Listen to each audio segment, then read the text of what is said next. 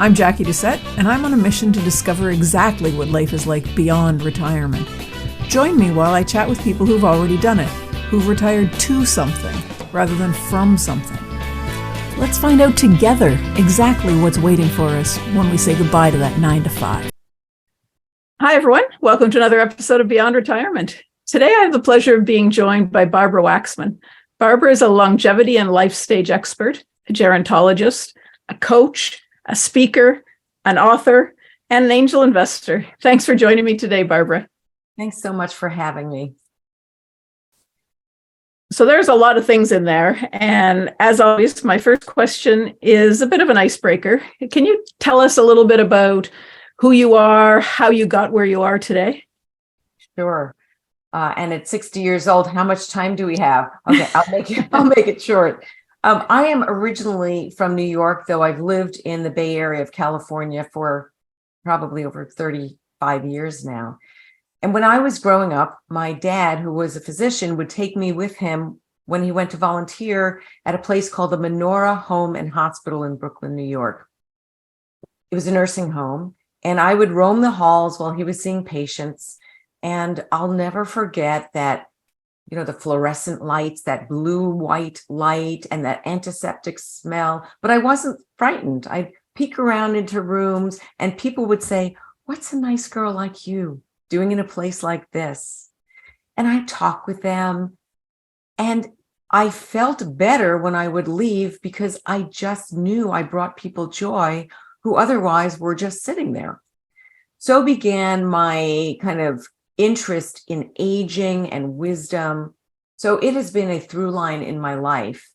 I thought I was going to be a nursing home administrator, in fact. So I got my master's in gerontology when I was in my 20s. And then I worked for everything from architects, social service agencies who were in the fields surrounding adjacent to aging, housing, services, etc. And people started asking if I would coach them. And at that point, the New Yorker in me, though I was living in California, felt like coaching. And this was around 2000, when coaching was still in its sort of infancy. And I thought, why do these CEOs or executive directors, why are these people looking for a coach? They know what they're doing. So I didn't pay attention. And finally, I realized so many people asked me, I needed to figure out why. And I looked at it and I ended up going back to school for my credential and started Odyssey Group Coaching in 2005. And since then, have really leaned into both the leadership, life, and longevity space. So I'm an advisor at Stanford Center on longevity. I am also an advisor at Stanford's Lifestyle Medicine because during the course of my life also, I needed to. My daughter was diagnosed as a child with an autoimmune disease. I was diagnosed with an autoimmune disease and needed to learn about integrative health, Western medicine, and other modalities to help me and her be healthy and have our energy. And now I bring that to people as well. It's a little bit about my background. Well, that's amazing. And I can kind of relate to the autoimmune diagnosis later on because that happened in my family as well. I got diagnosed with a couple of them and then my kids did. And it makes you stop and think about things a little bit differently. And your body's fighting you and, how am I going to keep up with this? It's a course correction time. And it takes a lot of research because our ingrained in our cultures, both in Canada and the United States, we have more of an affinity for fixing things. Yep. And that's not how autoimmune issues work. That's not what they respond to. It's more of an approach of understanding and addressing rather than something's broken. Let's go in and fix it. So I'd like to start our little discussion with one of the things that you wrote when you were scheduling the interview, because it's something that I have kind of tried to say over and over to people. It links directly to that. And what you wrote is what we get wrong about retirement, how to stop retiring from and start aspiring to. And that it's so important because we've got so much time left at the point where before people were stopping. We've got to figure out what to do with the next 30 years. And I know you've got lots to say about that period and what we can do to change our point of view. So I'll mention 4 things that we get wrong about retirement. The first has to do with when people hear retirement planning, they think finances. And finances are no laughing matter. Really important to understand the wherewithal people have, what's possible, etc. But that is only one part. Planning includes wellness, so we can match our health span to our lifespan. It includes community. What will my community be when I no longer am going to an office, although none of us are going to an office anymore? But what is my community and what is my identity and how will this impact my ego? So finances, wellness, community, and purpose. So that is one aspect that people get wrong, that it's really about finances. The other has to do with the number 65 or 60 something. When Social Security in the United States was created in 1935, life expectancy for men was 58, because of course the government didn't want to pay out. Yep. And for women was about 62. And for some reason, because it was identified as 65, and I think because with Canada, we're such close neighbors, this 65 sort of stuck. So that's when someone became a senior citizen, and there were all kinds of benefits. Now it's a 62. You can go to movies and it costs less, and right, you get discounts. Why that number? When it was created, it was, I'm sure you know this, harkened back to the 1880s where Otto von Bismarck in Prussia created a pension system. So the number never made sense.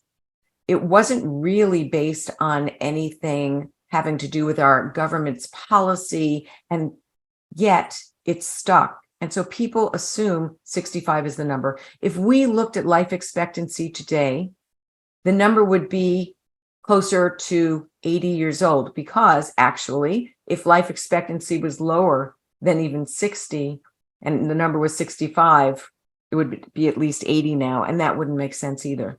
So we also get the number wrong. And you mentioned life expectancy has increased in the last century by 30 years. And our default thinking is, I'm going to be older longer. But that is not how we experience the years.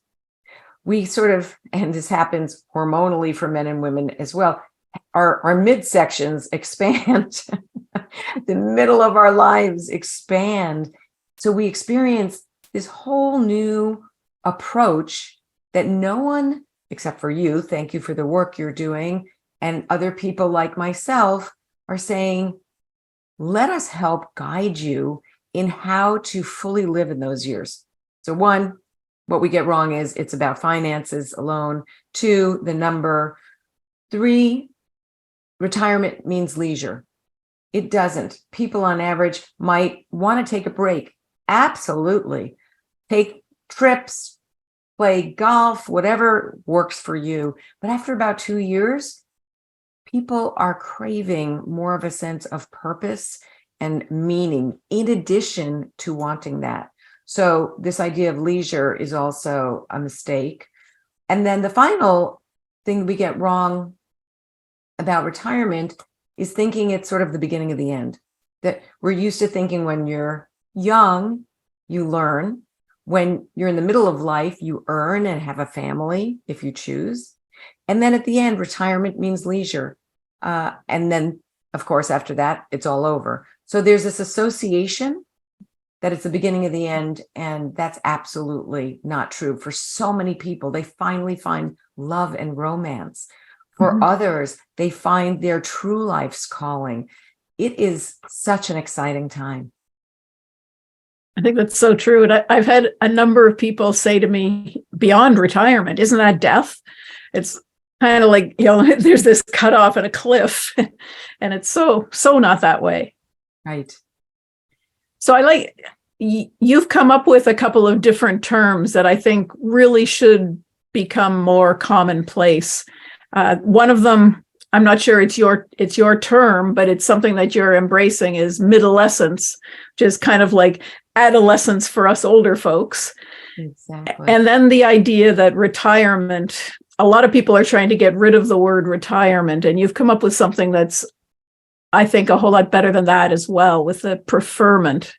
And it lends itself to what I've been saying to people, like, do what you want to do what you, instead of what you have to do. Enjoy getting up in the morning. When your feet hit the ground, be excited. So I'll unpack those terms just a little bit. One of the things that I feel very strongly about is that if you can name it, you can tame it. And when we have these free-floating thoughts and concerns and something just doesn't feel right, if we can kind of identify what that is, then we have something to work with.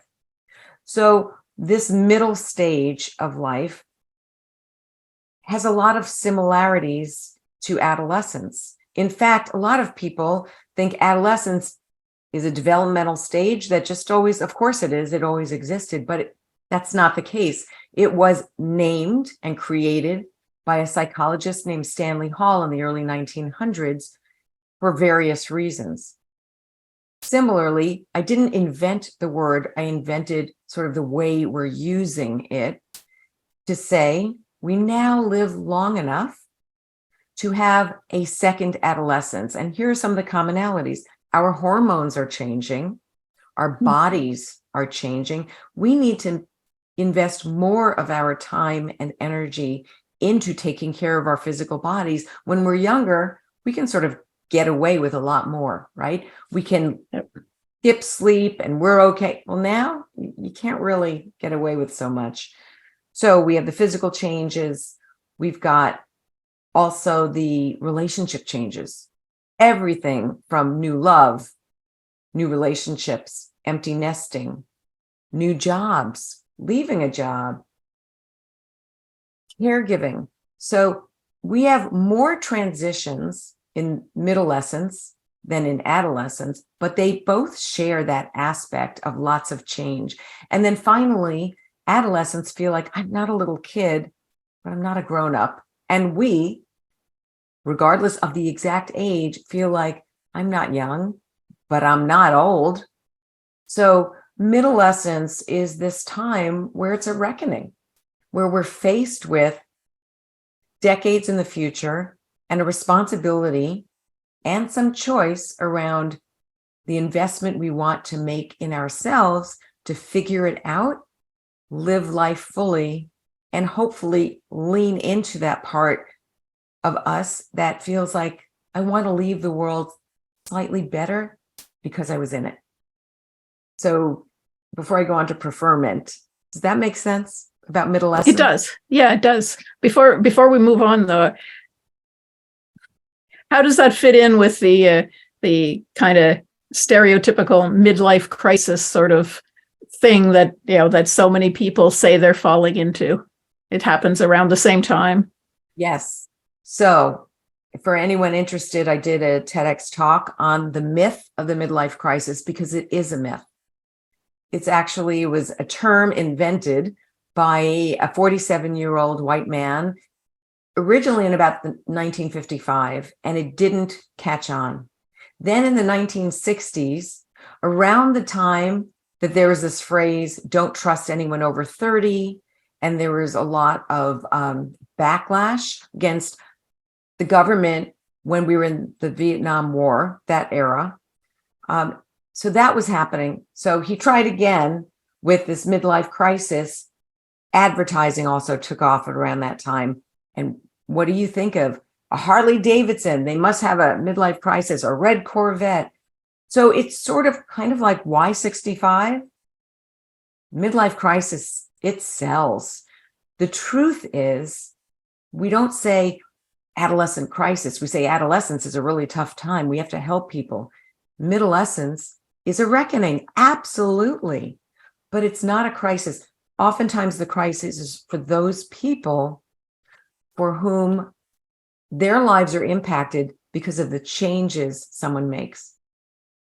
So I have a client who was a physician for years, completely supporting his family and all the training. And when he grew up, his parents said, you're going to be a doctor.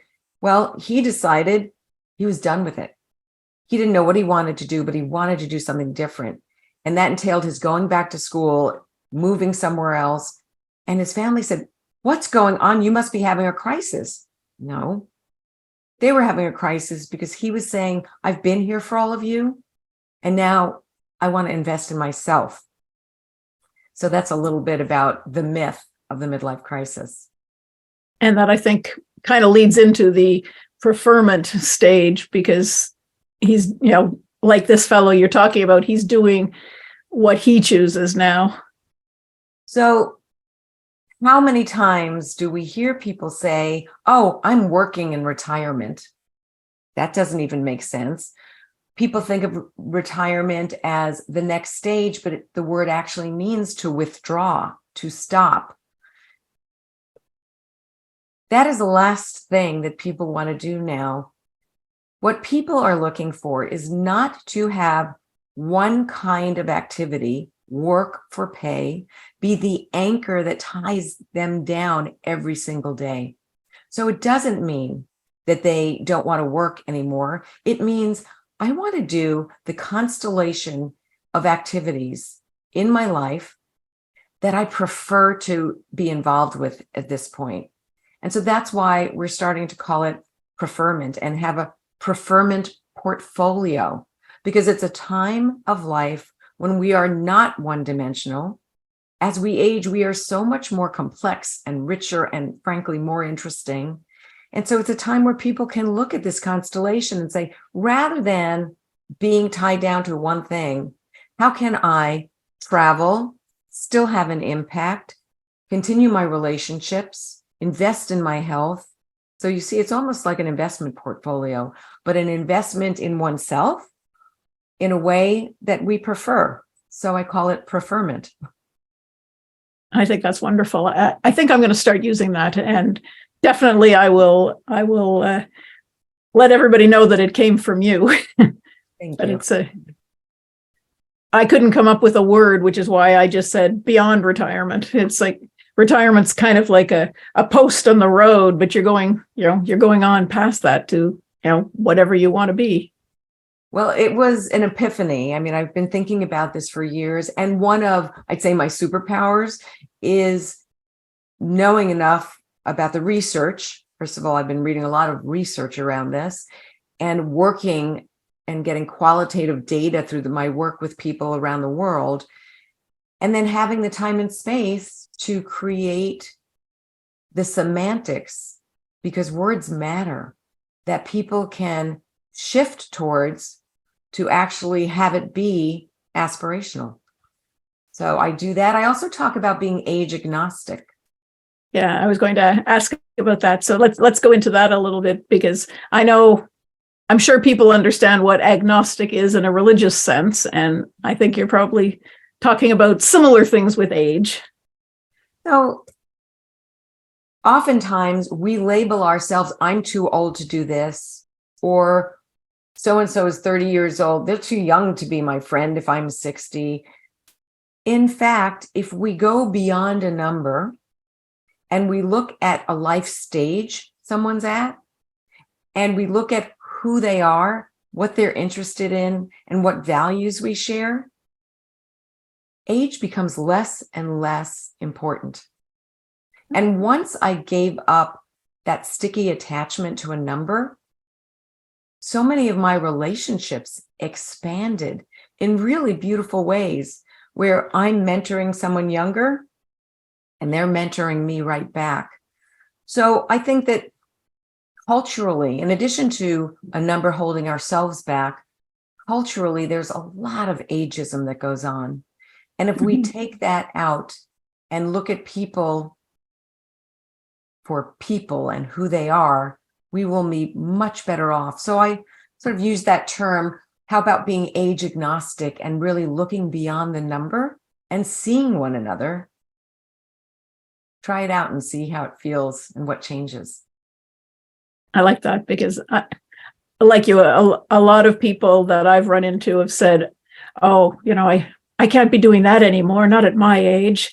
Like, well, why not? If you want to and are physically capable of it, why would you stop?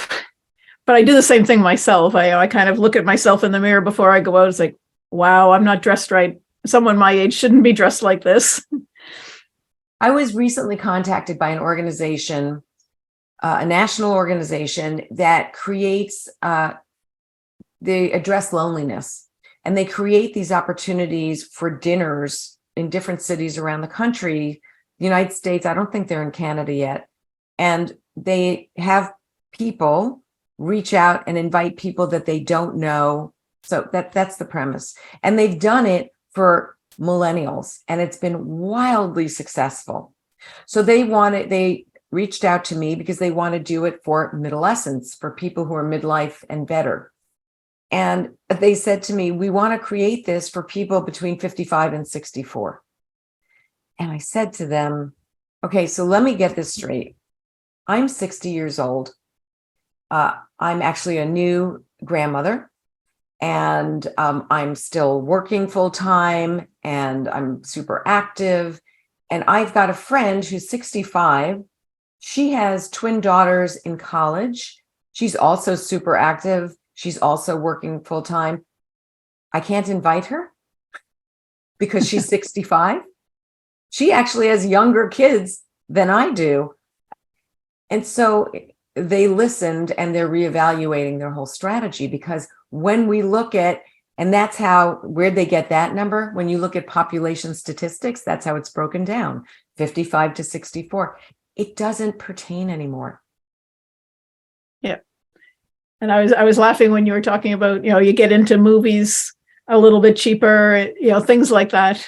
And I was upset one time a number of years ago when my daughter was doing gymnastics, because I was going in to watch the competition, and they asked me if I wanted the seniors discount. It's like, well, sure, I want it, but I don't qualify for it. So if you want to give it to me, great. But now I stop and I say, well, yeah, I'm, why does it have to be 65? At 60, a lot of the discounts happen, and who's to say what age they're supposed to be at? Exactly. But I like the idea. Sorry. This organization that I mentioned with the dinners and wanting to do it for people 55 to 64, part of what this organization does is they subsidize millennials to have the dinners. And for this group, they weren't going to. And I said, yes, this group, as we age, we actually, in the trillions, we run economies. So it is true that people tend to have more money. But if you're trying to address loneliness, don't stereotype people and say, oh, because you're this old, we're not subsidizing you because we could figure you can afford to have the meal for others. There's so much ageism. I used to call it benign ageism because people don't mean it, but I don't think any ageism is benign. No. And it's funny, well, not funny, it's sad actually, how often you run into it.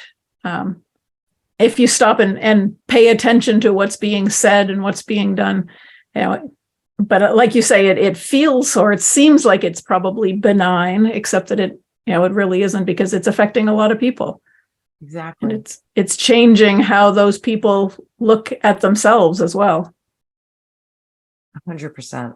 And I think that's something that I would really like to change, is how, as we age, we tend often to think less of ourselves, think less of what we're capable of doing. And I don't think that that's appropriate. I think we need to be, continuing to do the things that we've always done, showing that this Middlescence is continuing, and it's a real force. It's happening, and we're going to continue being strong and being healthy and being active in all parts of society. It's definitely not a retirement. It's interesting. I'm leading a group when we talk about, so what's next? There's Middlescence. I think after Middlescence is mastery. I'm leading a group of women. It's a group, they've been meeting for about 10 years, and they have worked with various facilitators. So I came in about probably 8 months ago. And they call themselves the nesters. I am learning more from them. When we think about the what's next, none of them are working. Oh, actually, one of them is a therapist and she's still working, and she's 83. They are all extremely active and they have so much wisdom. And so what we talk about is how to be a modern matriarch. How do you shift into a stage where you're not working in the traditional sense, but you're working as a matriarch, interacting with generations? And when they shifted their frame to that, and they think about the modern matriarchy, they report back that they feel so much more empowered and satisfied with the things they've already been doing that they didn't give themselves credit for, because again, they didn't have the language for it. I think that's interesting. I think Western society is probably the only one that starts to devalue people as they age. I know in other cultures, it's the matriarch or the patriarch of the family who has all the wisdom, and they're treated with a lot of veneration. Is that a word? Yes. They're treated like they have the knowledge and the experience that they do. And I think that we need to spend more time putting voice to what we want to have happen. We need to be able to, stand up and say, hey, I've got something to share, or, my experience might be worth it, before people are going to start taking that seriously. I think we need to start, being more, not aggressive, but more assertive in what we're saying and what we're doing. And I think that I like the term, like I said, Middlescence, and I like mastery for the next one. I think, people need to start saying those things and using that kind of language if it's going to happen. Well, that's why the work you are doing is so important in inviting people who have something to say that you think needs to be said and shared, because wisdom is shared, right? That's how it works. So thank you, for doing this. Wow. You're welcome. And I'm really enjoying it. I'm learning so much from you and from all of the guests that I have, because everyone's got their own take on what's important and how to spread that information. And I think that breaking down all the barriers is the best way to do it. Absolutely agree. So you've done a lot of work as a gerontologist, as a coach. You've done a lot of things with a lot of people. What would be your biggest piece of advice that you could give to someone who's trying to traverse this stage of life and make it better for themselves? Did you say reverse or? No, traverse. Traverse. Okay. Yeah. Stage of life. This knowledge comes from the inside out. So I think the most important thing to know is that each of us has the wisdom within us at this stage, but what we either don't take time for, or we don't naturally have the tools. How do I get the clarity of what I know is stuffed in here somewhere? Oftentimes looking at the story of your life, sitting at the feet or foot of your own life and learning from it, well, that's the best place to start, because you see threads. It's like our lives are a tapestry, and there are these threads running through our lives. What are the threads that are consistent, or what thread have you dropped? I worked with a client, actually the story that I told in this TEDx talk about the midlife crisis, who was in the finances business, and he was deeply unhappy. And after working for a while, he recognized that what he really always dreamed of and loved was flying and anything to do with aviation. He ended up making a choice to go start over And now he has a Cessna dealership, and he flies small aircraft for other people, and he is just loving it. So I think my best advice is find a coach, find a strategic thought partner whom you trust. And Simon Sinek, Sinek, for those of you who don't know, he wrote an excellent kind of workbook called Find Your Why. And you can do that with someone else and go through a lifeline of sorts. I think that's a great place to start. Wonderful. Thank you. I know I'll put the link to your website in the show notes, and also the Middlescence.co website. I took a look at that today. I thought there's some really, really fascinating things in there. And I wanted to say, I don't know if I've got it here. I did your little 5 to Thrive test. Yeah. And I don't know, I guess it's okay. I'm kind of in the middle of the nearly thriving section. Okay. So I'm okay with that for now. I've got some work to do, but at least I'm not, depleted. Just quickly before we finish up, I know that this is available on your website. Can you tell people a little bit about what that is? Sure. And that work came from, like most of us, and I mention this because it goes back to the lifeline, the story of my life, the years of searching for health and exuberant wellness and doing tons of research, everything from ancient wisdom to modern science, and came up with, in fact, that quiz was just published in a book for healthcare trainees, because during COVID, there's been so much suffering amongst healthcare workers. So The quiz covers 5 areas, the 5 areas that you need, the building blocks to your thriving. Foundational is rest and renewal, which is so undervalued. Next is exercise and nutrition. Then focus and growth. Most of us are not in the business of digging a garden, though I love to garden, but physical work every day. Most of us are in the intellectual property business, so our brains get overwhelmed also with social media and all that other junk. So understanding focus and growth, and what are those things that you need, that's the 3rd area. Joy and passion is the 4th. I specifically don't call it purpose, because I think we obsess over a sense of purpose and we get really stuck because we think, I'm not Mother Teresa, I'm not going to do that.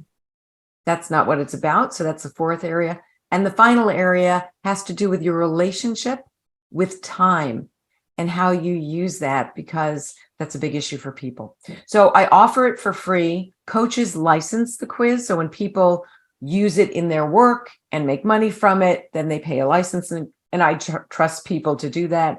But I offer it for free because I feel like it is so important for people to be able to create their own baseline. Wonderful. And I do encourage the listeners to go and check it out, just to get an idea of where you stand in all those categories. I was not surprised to find out that my time and effort score was quite low.